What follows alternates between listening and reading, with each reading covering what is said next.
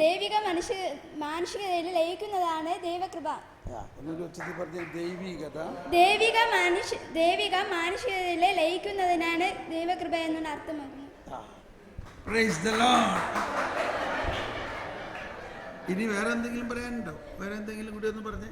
ഏതായാലും ഇവിടം വരെ വന്നതല്ലേ, പറഞ്ഞോ, പേടിക്കണ്ട. എന്താ തോന്നണേ? ധൈര്യമില്ലേ? കർത്താവ് ശക്തി തരുന്നില്ലേ?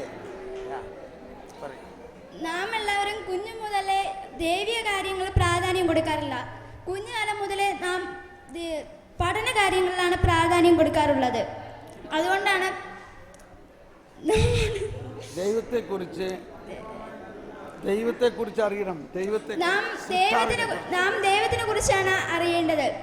കാരണം ഈശോ കുഞ്ഞു മുതലേ മാതാപിതാക്കൾക്ക് അനുസരണയിലും എല്ലാവർക്കും ജ്ഞാനത്തിലും പ്രായത്തിലും വിജയരായി ജീവിച്ചിരുന്നു.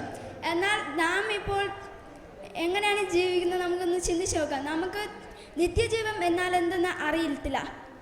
നാം എല്ലാം പഠന കാര്യങ്ങളിലാണ് പ്രാധാന്യം കൊടുക്കും. പക്ഷേ നമ്മൾ ഇങ്ങനത്തെ കാര്യങ്ങൾ ദൈവിക കാര്യങ്ങൾക്കാണ് പ്രാധാന്യം കൊടുക്കേണ്ടത്. നാം ദൈവിക കാര്യങ്ങൾ നേടിയെടുക്കുമ്പോൾ എല്ലാം പിറകെ വന്നോളും. നാം ആദ്യം ദൈവിക കാര്യങ്ങളിലാണ് അന്വേഷിക്കുന്നത്. അതാണ് ഫിലിപ്പി 4:13 പറയുന്നത്, എന്നെ ശക്തനാക്കുന്ന ക്രിസ്തു കൂടെ എനിക്ക് എന്തും ചെയ്യാൻ സാധിക്കും.